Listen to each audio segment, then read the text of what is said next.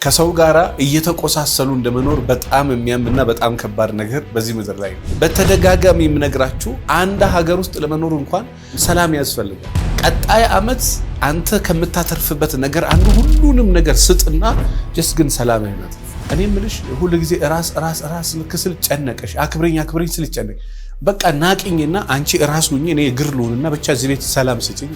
በቃ እንደምትሄድ ሴት ታስታውቃለች። እንደሚሄድ የሚሄድ ባል ያስታውቃል። መንገደኛ ሰው የተረጋጋ ሰው አይደል።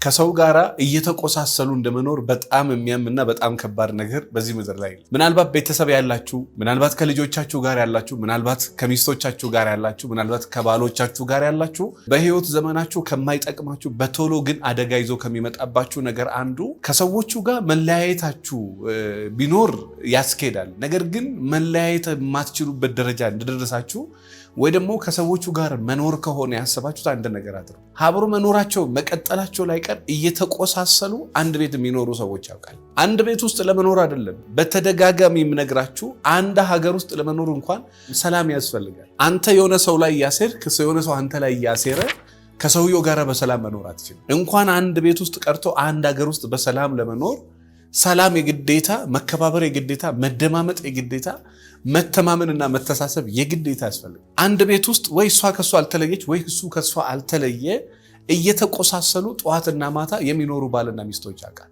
ጠዋትም ቀንም ስድብም ነገርም አለ፣ እየተቆሳሰሉ አንድ ቤት ውስጥ ይኖራል። እንግዲህ ባልና ሚስት መካከል ከሆነ ትራገጥና ልክ ሲሰለች ከዛ በኋላ ራስ ሰላምን ትፈጥራል። ልክ የሆነ ሰው ካልተደባደብኩ ብሎ ደብዳቤው ከሱ የባሰ ተደባዳቢ ሆኖ ልኩን ሲያሳየው ከዛ በኋላ ቀነስ መለስ ይላል፣ ወይ ደግሞ መልመንና መለማመጥ ይጀምራል። ከባለቤቷ ጋር እልህ ውስጥ የተጋባች ፉክክር ውስጥ የተሳጋች ትከሻ የተለካካች ሴት እኔ አሸንፈዋለሁ ይሄ ባዮሎጂካል የጉልበት የተፈጥሮ ነገር እንኳን ትታ ከባለቤቷ ጋር ግብግብና ስድብ ዱላ የጀመረች ሴት አቅሟን ታይና ይለያያል። ከሚስቱ ጋራ እሷ አሸናፊ በምትሆንበት ቦታ እኔ አሸናፊ ሆናለሁ፣ የቤቱም ላይ ጀግና ነኝ፣ የውጭም ላይ ጀግና ነኝ ብሎ ከሚስቱ ጋር ግብግብ የጀመረ ሰው እንግዲህ የሚያገኘውን ካገኘ በኋላ መጨረሻ ልጁን ሰብሰብ ያደርጋል። ልጆች መካከል ካሉ ትልቁ አደጋ ያን ጊዜ አንተና እሷ መካከል ሰው ካለ ያኔ ከባዱ አደጋው ያኔ ነው። ልጆች ባይኖሩ በቃ አንተና እሷ ምንድን ነው የሚባለው መፈሳፈስ የሚባለው በቃ እስከ ጥግ ድረስ ትሞካከሩና ትከሻ ትለካኩና አንተም ሲበቃ አንቺም ሲበቃሽ ከዛ ክብርሽን ጠብቂያለሽ፣ ክብርን ጠብቃል። እኔ በጣም የሚደንቅ ምንድን ነው አትሉኝም? ልጅ ያለበት ቤት ላይ ምንም ልጅ እንደሌለ ልጅ እንኳን ሌሊት 6 ሰዓት 8 ሰዓት 11 ሰዓት የሚደረገውን ሴክስ ይረብሸኛል ብሎ ለአማካሪ በሚናገርበት በዚህ ዘመን ላይ ጠዋት ቁጣ ማታ ቁጣ፣ ጠዋት ስድብ ማታ ስድብ፣ ጠዋት ነገር ማታ ነገር፣ ጠዋት ዱላ ማታ ዱላ፣ ጠዋት ግብግብ ማታ ግብግብ፣ ጠዋት ሽማግሌ ማታ ሽማግሌ። እንደዚህ አይነት ባልና ሚስቶች ካላችሁ እኔ ምናልባት አንድ ነገር ልንገር፣ ያለህ አማራጭ ሚስትም ራስም ባልም ሁሉንም ተውን፣ ብቻ ግን አንተ ሰላምህን ያዝና ወደኋላ መለስ በል። አርግ የተባልከውን ሁሉ አድርግና ሰላምህን አድርግ። አስተካክል የተባልከውን ሁሉ አስተካክልና እመነኝ አልኩ በጣም አትራፊ ሰው መሆን ከፈለግ ሰላምህን አድርግ። ነገ ጤፍ ሊጨምር ይችላል፣ ተልባ ሊጨምር ይችላል ብለው የእህል ባለሙያዎች መጋዘን ላይ የሆነ ነገር ይከምራሉ። በቃ ለምን ቀጣይ ዓመት ይሄ ሊጨምር ይችላል ብለው ቀጣይ ዓመት አንተ ከምታተርፍበት ነገር አንዱ ሁሉንም ነገር ስጥና ጀስ ግን ሰላምህን አትርፍ። እንደዚህ አይነት ችግሮች ከነ መፍትሄው የተቀመጡበት መጽሐፍ አለ። መጽሐፉን 200 ችግር 200 መፍትሄ ብለን ነው።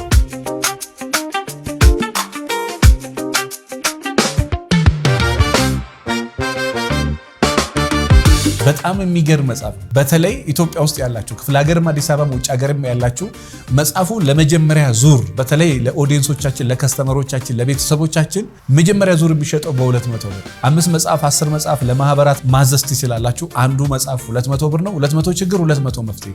ይሄ መጽሐፍ በእጅህ ከገባ ይሄ መጽሐፍ በእጅሽ ከገባ በጣም ብዙ ነገር ትቀይሪበታለች ብዬ አስባለሁ። ማዘዝ የምትፈልጉ ካላችሁ 09774050 ላይ ደውሉ። አመሰግናለሁ። ሴትም ከሆንሽ በቃ መተው ያለብሽን ነገር ተይና መጀመሪያ ሰላም። አዎ እየተበላሸ ይሄዳል። እየተበላሸ የሚስተካከል ትዳር አለ። ታምናላችሁ? አዎ አንተ ይዘህ እንዲህ ብለህ በቃ ያልተስተካከለ በቃ ለቀቀና አካቴው ድራሹ እስኪጠፋ እያየኸው ከዛ በዛ መካከል የሚስተካከላል። አንዳንዴ ደግሞ በምን እመን መሰለክ በቃ ኦኬ በሰውየው መንገድ እንሂድ፣ በእኔ መንገድ መሄድ ከሆነ እኔ አንድ ባለፈው ቪዲዮችን ላይ ነገርኳችሁ ሰው አለ እኔ የምልሽ ሁሉ ጊዜ ራስ ልክስል ጨነቀሽ፣ አክብረኝ ስል ጨነቀሽ። በቃ ናቅኝና አንቺ ራስ ሁኚ፣ እኔ እግር ልሁንና ብቻ እዚህ ቤት ሰላም ስጭኝ። ይቅርብኝ የጧት ፍርፍርሽም አንቺ ራሱ ማጥበዩ ፍርፍርሽ ይቅርና በቃ እኔ በሰላም ልሁን አለ ሰውየው። የሚገርማቸው ምን ቢሆን ጥሩ ነው? እንደዛም ሆኖ ቤቱ ሰላም አልሆነም። ምንድነው ይሄ? ሊሄድ የፈለገ ሰው ወይ የአይምሮ ጤና የሌለው ሰው የእሱ ጤና ታውቆ ያንተን ጤና ያውቃል። ታማሚ ሰው ችግር ሁሉ የዛን ሰው ራሱ ይሄ ሰውየው ታሞ እዛ ከተቀመጠ ችግር የለም። ታሞ አንተንም በሽተኛ ማድረግ ይፈልጋል። እሷ ሰላሟን አታ እዛ መኖር አትፈልግም። ያንተንም ሰላም ትነሳለች። እሱ ሰላም አቶ እዛ በሰላም መኖር አይፈልግም። አንቺንም ሰላም ይነሳሻል። በቃ ይቅርብኝ ይሄ ጧት ሰጪኝ ፍርፍር አንቺ ራሱ ማትበይ ፍትፍት ወይ ጨው የሌለው ጨው ያለው በቃ እሱ ይቅርብኝና ይሄ መከበርም ይቅርብኝ። እንደፈለግ ናቂኝ አዋርጂ በቃ ግን በሰላም ልኖርበት እባክሽን። ልጆች የትንሽ ከፍ ይበሉበት አለ። እንደዛም ሆኖ ነው ቤቱ ሰላም ያልመጣው። እንደዛም ሆኖ ጓደኞቼን አልተዋቸውም። እንደዛም ሆኖ ከእንትና አልለይም፣ እንትና አብሮ አደጌ ነው፣ እንትና ወንድሜ ነው። እንደዛ አመሻለሁ፣ ነፃነቴን ፈልጋለሁ፣ እናቴን ማየት ፈልጋለሁ፣ እንደፈለግኩ ሆናለሁ። ልጆች በፈለገ ሰዓት እናት ጋር ሄዱ፣ በፈለገ ሰዓት እንደዚህ ሄዱ። አንዳንድ ሰዎች ሄዳለሁ አይሉ መሄድ እንደሚፈልጉ መንገደኛ ሰዎች ግን ያስታውቃሉ። የእውነት እንደው ስለምንወዳቸው ስለማናቅባቸው እንጂ መንገደኛ ሰዎች ያስታውቃሉ። ገና በቃ የሆነ ነገራቸውን አይተህ መንገደኛ እንደሆኑ ታቅባቸዋል። በቃ የምትሄድ ሴት ታስታውቃለች። የሚሄድ ባል ያስታውቃል። መንገደኛ ሰው የተረጋጋ ሰው አይደለም። ተረጋግቶ አይቀመጥም። ይሄን ይላል፣ ይሄን ስታረግ ይሄን ይላል፣ ይሄን ስታረግ ይሄን ይላል፣ ይሄን ስታረግ ምንም ነገር አድርጋ አታረከው። በቃ መቆሚያ የላትም። ይሄን ስትፈልግ ያን ስትፈልግ ያን ስትፈልግ ያን ስትፈልግ በቃ ሰውየውም እኮ ይሄን አልከነ ይፈልጋል የለም። በቃ የለም እሱ ፍቅርም አይፈልግ ምንም አይፈልግ። በወንድም እኩል እንደዛ ይሄን ስታረግ ያን ስታረግ ያን ስታረግ ያን ስታረግ በቃ መሄድ የፈለገ ሰው የሆነች ቀዳዳ ነው የሚፈልገው። በዛች ቀዳዳ እንደ አጋጣሚ በቃ ይሄ በዛ ሀፕን ባደረገው ነገር ሰበብ አድርጎ ይሄዳል። እኔ ምናልባት በትዳር ውስጥ እንደው እንዳይሄድብኝ ብላችሁ የምትለምኑ ሰዎች ይሰለቻል። የሆነ ሰዓት ላይ እየለመንክ እባክሽን ከኔ ጋር ኑሪ፣ እባክህን ከኔ ጋር ኑሪ ይሰለቻል። እውነታውን ብትጋፈጥ ይሻላል። ከተስተካከለ አዎ ይስተካከል። ቁጭ ብለህ አውራ።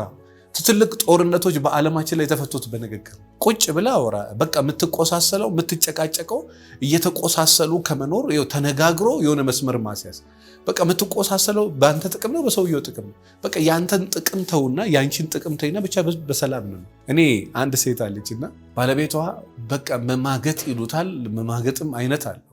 በዚህ ደረጃ ግን ሰውየው የምን የአውሬ መንፈስ ነው እንደያለው እስከምትሉት ድረስ በብልት ደረጃም ጎማ ነው እንደያዘው እስከምትሉት ድረስ በጣም አደገኛ ማጋጭ እና ምን አለችው ሚስትየው በቃ እንደዚህ እየተቆሳሰልን ይውጣልክ እስኪ 1-6 ወር ወይ 1 ዓመት ጊዜ ልስጥ እና ይውጣልህ እኔን እንዳትነካኝ በሽተኛ መሆን ስለማልፈልግ በቃ እኔን እንዳትነካኝ እስኪ ማግጥ ከዛ ስትጨርስ በቃ ተመርምረን ደግሞ ትዳራችን ጀመረ። በቃ ምናልባት አሁን የቀረኝ ይሄ ነው የታየኝ ይሄ ነው እባክህ ሄዳለች። ከዛ በኋላ እኔ ድሮም አንቺ ስለሚመስልሽ ነው እንጂ ያልማግጥም በቃ ብቻ በዚህ አስመሰለ ቀጠለች። 1 ዓመት በቃ ትደነግጣለህ። ከፈለገ ውጪ ከፈለገ ቤት በፈለገ ቀን ከፈለገ ሰዓት የሆነ ነገር ተሳድቦ እራት በልቶ ለሊት 6 ሰዓት ወጥቶ ይሄዳል።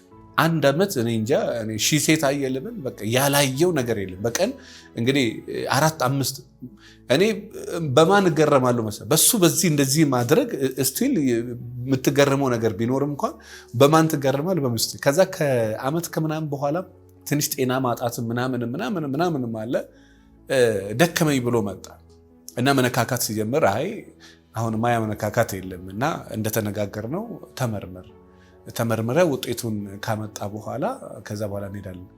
ከዛ በኋላ ሄዶ ተመረመረ። ከዛ በኋላ ውጤቱን መሰጣት ከኤችአይቪ ነፃ ነው። ከዛ በኋላ ነው የዚህ ደግሞ የሚታወቀው ከ3 ወር በኋላ ነው።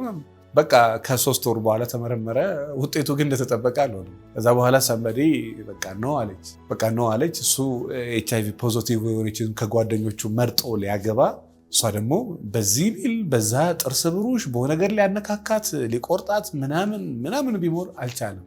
ትዳሩን አጣ። እሷ ወጣች፣ እሱ እንዲህ እዚህ ሚዲያ ላይ የማይወሩ የቤት ገበና በጣም ከባድ የሆኑ ቤታቸውን ለማዳን ማንም ቢሆን የማያደርገውን ነገር አድርገው እስከ ጥግ የታገሉ ሰዎች እንደምታዩ 8 ቢሊዮን ህዝብ አለ። 8 ቢሊዮን አይነት አስተሳሰብ አለ፣ አመለካከት አለ፣ ልማድ አለ፣ ባህሪ አለ፣ ማንነት አለ፣ አስተዳደግ አለ። ስለዚህ አንድ ቤት ውስጥ መቆሳሰል የሰለቻችሁ ሰዎች መጣላት የተናናቁ አንድ ቤት መኖር አይቻልም።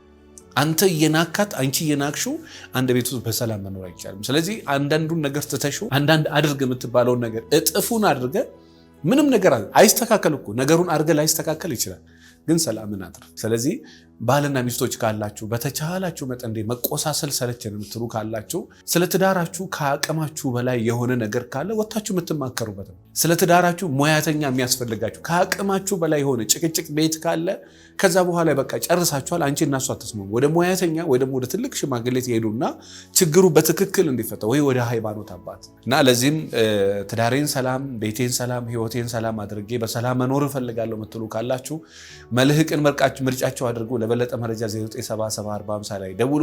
የትዳር ሐኪም መጽሐፍ አለ። ስለ ፍቅር ህይወት፣ ስለ ትዳር ህይወት በቂ እውቀት ማግኘት ከፈለጋችሁ የትዳር ሐኪም መጽሐፍን ገዝታችሁ አንብቡ። 200 ችግር 200 መፍትሄ የሚል መጽሐፍ ነው። በጣም የምወደው በተለይ ኢትዮጵያ ውስጥ በጣም ብዙ ሺህ ሰው ቢያነበው በጣም ብዙ ሺህ ችግር ይፈታል ብዬ የማስብበት መጽሐፍ ነው። በሰፊው እናስተዋውቃችኋለን። አመሰግናለሁ።